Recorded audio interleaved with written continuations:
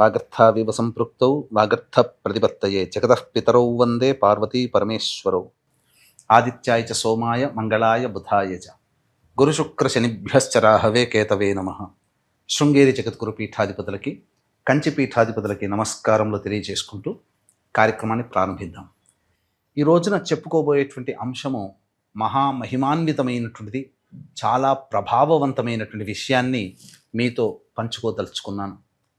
కేవలం నేనొక్కడే ఈ యొక్క మహిమని పొందితే కాదు, నాతో పాటు నాకు తెలిసిన వాళ్ళందరూ, ప్రేక్షకులందరూ కూడా ఈరోజు ఉన్నటువంటి మహత్యాన్ని పొందాలనే సదుద్దేశంతో ఒక చక్కటి విషయాన్ని మీతో పంచుకోదలుచుకున్నాను. కార్యక్రమాన్ని ఆశాంతం వీక్షించండి. జనవరి 3వ తారీఖు 2026 సంవత్సరంలో ఏర్పడుతున్నటువంటిది శివముక్కోటి ఆరుద్రోత్సవము అని అంటారు. ఈ శివముక్కోటి గురించి మనకు ఏ శాస్త్రంలో లేకపోయినప్పటికీ కూడా యుగ యుగాల నుంచి ఈ రోజున పరమేశ్వరుని ఆరాధించే గొప్ప పుణ్యతిథి ఆరుద్రోత్సవంగా చెప్పబడుతున్నటువంటిది. పండుగ కంటే కూడా ఉత్సవంగా దీన్ని చూడాలి. దీన్ని బహుళ వ్యాప్తి చేసినటువంటి మహానుభావుల వారు, నడిచే దైవము సాక్షాత్తు శంకర స్వరూపము కంచి పీఠాధిపతులైనటువంటి శ్రీ శ్రీ శ్రీ చంద్రశేఖరేంద్ర సరస్వతి స్వామివారు. ప్రతి సంవత్సరం ఈ శివముక్కోటి రోజున చిదంబరంలో ఆ ఆరుద్ర నక్షత్రాన్ని దర్శించుకొని ఈశ్వరుడికి వివిధ రకాలుగా అభిషేకాదులు, అర్చనలు జరిపించేవారు. వారి ద్వారానే అందరికీ కూడా దీని యొక్క మహత్యము ప్రకటితమైనది. ఆకాశంలో తూర్పు వైపున కానీ లేదా ఈశాన్యం వైపున కానీ నిలువుగా 3 నక్షత్రాలు లేదా అడ్డముగా 3 నక్షత్రాలు కనిపిస్తుంది. ఈ రోజున ప్రభావవంతంగా కనిపిస్తుంది. పరీక్షించండి, ఎందుకంటే చాలామందికి కంటి సమస్యలు ఉంటున్నాయి కాబట్టి సరిగ్గా కనబడకపోవచ్చు. కానీ బాగా పరిశీలిస్తే తప్ప ఈ 3 నక్షత్రాలు ఒకే వరుసలో నిలువుగా కానీ అడ్డంగా కానీ కనిపిస్తాయి. అదే ఆరుద్ర నక్షత్రం. సంపూర్ణముగా ఆ చుట్టుపక్కల ఉన్నటువంటి మండలాన్ని గనక చూస్తే శివుడు నటరాజ స్వరూపముగా తాండవం ఆడుతున్నటువంటి దృశ్యముగా మనకు గోచరమవుతుంది. అంతటి మహిమాన్వితమైనటువంటి నక్షత్రాన్ని ఒక్కసారి చూసి నమస్కారం చేసుకోండి. 3వ తారీఖు తెల్లవారుజామున 3 గంటల నుంచి 5:30 లోపల ఈ యొక్క సుందర దృశ్యాన్ని చూడండి. అంటే 2:30 కల్లా లేచి కాలకృత్యాదులు తీర్చుకొని ఆకాశం వైపుకి తూర్పు వైపున పరిశీలించి చూడండి, మీకు కనబడుతుంది. తదనంతరం మీరు ఇంట్లో చక్కగా ఆవు నేతితో దీపారాధన చేసి శివలింగానికి అభిషేకము నమశ్శంకరాయ నమశ్శంకరాయ నమశ్శంకరాయ అంటూ అభిషేకము చేసి అర్చన చేయండి. నైవేద్యముగా నూకలు లేని బియ్యాన్ని పాయసముగా చేసి నైవేద్యముగా పరమేశ్వరునికి సమర్పించండి, చాలు. ఈరోజు మహా గొప్పదైనటువంటి విశేషం ఉన్నదండి. మనకు సాధారణంగా ముక్కోటి ఏకాదశి రోజున ఉత్తర ద్వారం గుండా విష్ణుని ఏ విధంగానైతే దర్శించుకుంటామో అదేవిధంగా ఉత్తర ద్వారం గుండా ఈశ్వరుని దర్శించుకునే, శివలింగాన్ని దర్శించుకునే మహాభాగ్యము ఈ ఒక్క శివముక్కోటి రోజునే మనకు కలుగుతుందంటే అతిశయోక్తి కాదు. ఎంత మహిమాన్వితమైనటువంటిదండి. శివకేశవుల్ని ఉత్తర ద్వారం గుండా దర్శించుకునే భాగ్యము ఈ యొక్క ధనుర్మాసంలోనే కలుగుతుంది అంటే అంత మహత్యము ఈ ధనుర్మాసానికి ఉంది.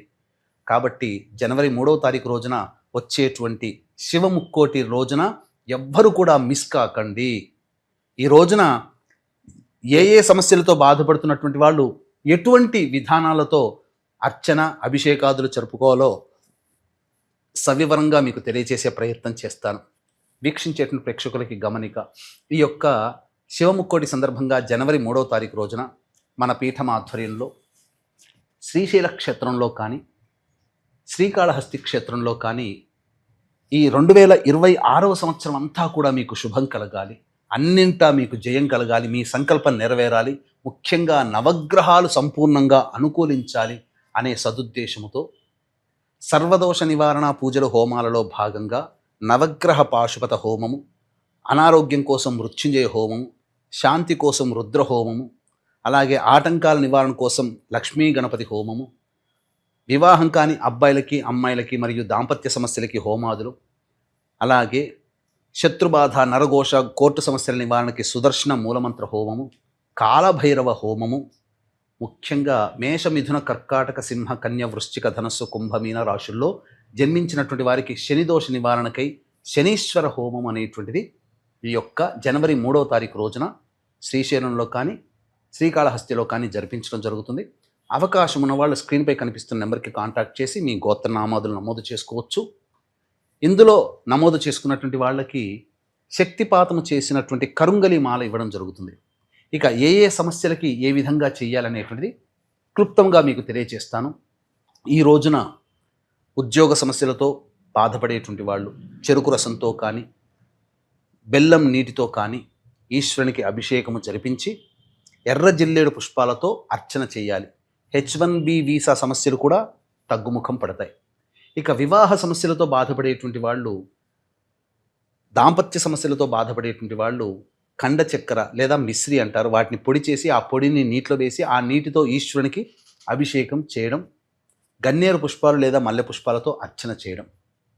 అలాగే గత జన్మ కర్మదోషాల వలనే ఈ జన్మల్లో మనం సమస్యలు ఎదుర్కొంటున్నాం. ఈ సమస్యల నివారణకి గత జన్మ కర్మదోషాలు తొలగిపోవడం కోసమై ఆవ నూనెతో ఈశ్వరుడికి అభిషేకము జరిపించి తుమ్మి పుష్పాలతో అర్చన చేయండి వీలైతే, లేదా మారేడు దళాలతో అర్చన చేయవచ్చు. ఇక ఆర్థికపరమైన సమస్యలు, వ్యాపారాభివృద్ధి కావాలి, వ్యాపార విస్తరణ కావాలి, రాని బాకీలు వసూలు కావాలి అనే సదుద్దేశముతో విభూతి కలిపిన నీటితో ఈశ్వరునికి అభిషేకం జరిపించి మారేడు పుష్పాలతో అర్చన చేయండి. ఒక్క మారేడు పుష్పముతో మనం అర్చిస్తే 1,00,000 బంగారు పుష్పాలతో అర్చించిన పుణ్య ఫలితం కలుగుతుందని శివపురాణమే చెప్పబడి ఉంది. ఇక ప్రధానంగా మేష, మిథున, కర్కాటక, సింహ, కన్య, వృశ్చిక, ధనస్సు, కుంభ, మీన రాశుల్లో జన్మించినటువంటి వారికి శని దశ అంతర్దశలు జరుగుతున్నటువంటి వాళ్ళకి శని బాధలు ఎక్కువగా ఉంటుంటాయి. కాబట్టి ఈ దోష నివారణార్థమై నవగ్రహాల చుట్టూ శివాయ నమః అంటూ 27 ప్రదక్షిణలు చేసి శివలింగానికి నల్ల నువ్వుల నూనెతో అభిషేకం చేయండి ఈ రోజున. అలాగే నీలిరంగు శంకు పుష్పాలతో కానీ నీలిరంగు చామంతి పుష్పాలతో కానీ అర్చన చేయండి, లేదా బిల్వ దళంతో అర్చన చేయండి, మారేడు దళంతో అర్చన చేయండి చాలు. అలాగే గత జన్మ కర్మదోషాలు తొలగిపోవడం కోసం ఇంతకుముందు చెప్పాను కదా, ఆవ నూనెతో ఖచ్చితంగా అభిషేకం చేయండి. సమస్త విధమైనటువంటి కష్టాలు తొలగిపోవాలి అనేటువంటి ఉద్దేశంతో గరికను నీటిలో వేసి ఆ గరిక నీటితో అభిషేకం చేయండి, తెల్ల జిల్లేడు పుష్పాలతో అర్చన చేయండి. ఈ విధంగా సమస్యలు ఉన్నటువంటి వాళ్ళు చెప్పినటువంటి ద్రవ్యాలతో అభిషేకం చేయండి. ముఖ్యంగా ఈ రోజున గంజి వార్చినటువంటి అన్నముతో, గోరువెచ్చగా ఉండాలి అన్నముతో ఈశ్వరునికి అభిషేకం చేయవచ్చు. లేదా ఆ గంజి వార్చిన అన్నానికి తేనెను కలిపి శివలింగముగా తయారు చేసి ఆ శివలింగానికి చక్కగా ఆవు నేతిని అద్ది అప్పుడు అభిషేకం చేయండి. మారేడు దళాలతో అర్చన చేయండి. ఈ విధంగా చేసినట్లయితే సకలమైనటువంటి మనోభీష్టాలు తొలగి సకలమైన మనోభీష్టాలు నెరవేరుతాయి. సకల కష్టాలు తొలగి మనోభీష్టాలు నెరవేరుతాయి. చాలామంది ఈ చేసినటువంటి ఆ అన్నముతో చేసినటువంటి శివలింగాన్ని ఏం చేయమంటారంటారు. దగ్గరలో నదిలో కానీ, సరస్సులో కానీ, సముద్రంలో కానీ, చెరువులో కానీ వేయవచ్చు, బావిలో కానీ వేయవచ్చు. ఏవి లేని వాళ్ళు ఒక బకెట్లో చక్కటి నీటిని తీసుకొని ఆ నీటిలో సాయంకాల ప్రదోషకాలంలో అర్చన చేసి నిమజ్జనం చేయవచ్చు. ఆ నీటిని ఎవరు తొక్కని ప్రదేశంలో వేస్తే సరిపోతుంది. ఆ నీటిని, అన్నాన్ని, లేదా ఆ యొక్క అభిషేకం చేసినటువంటిది మీరు చక్కగా ఎవరి తొక్కని ప్రదేశంలో వదిలిపెట్టినా చాలు, లేదా అగ్నికి ఆహుతి చేసినా చాలు. ఈ విధంగా మీరు ఈ శివముక్కోటి అని చెప్పబడేటువంటి జనవరి 3వ తారీఖు రోజున మిస్ చేసుకోకండి. ఈ రోజున చేసినటువంటి పుణ్య కార్యక్రమం అనతి కాలంలోనే మీ యొక్క సమస్యలను నివారణ చేస్తుంది. ఎంతటి ప్రభావవంతమైనదంటే ఈరోజు 1,000,000 సోమవారాలలో ఈశ్వరునికి అభిషేకం చేస్తే ఎంతటి పుణ్య ఫలితం వస్తుందో అంతటి పుణ్య ఫలితం ఈ శివముక్కోటి రోజున వస్తుందని మనకు శాస్త్రం. సృష్టి స్థితి లయకారకాలలో లయకారకుడు పరమేశ్వరుడు. కాబట్టి శివాజ్ఞ లేనిదే చీమైన కుట్టదు.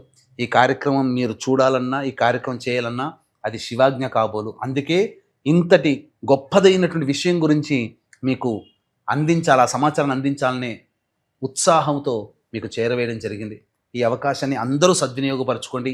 మీకు తెలిసిన బంధువులకి, స్నేహితులకి, హితులకి అందరికీ ఈ యొక్క విషయాన్ని చేరవేయండి. వారు చేసి పొందిన పుణ్యఫలంలో మీకు భగవంతుడు వాట ఇస్తాడు, అందులో సందేహమే లేదు. చక్కగా ఈ నియమాన్ని పాటించండి. అవకాశం ఉంటే ఈ రోజున మన పీఠమాధ్వర్యంలో శ్రీశైలంలో కానీ శ్రీకాళహస్తిలో కానీ జరిగే సర్వదోష నివారణ పూజల హోమాల్లో గోత్ర నామాదులు నమోదు చేసుకొని శక్తిపాతం చేసినటువంటి కరుంగలి మాలను సొంతం చేసుకోవచ్చు.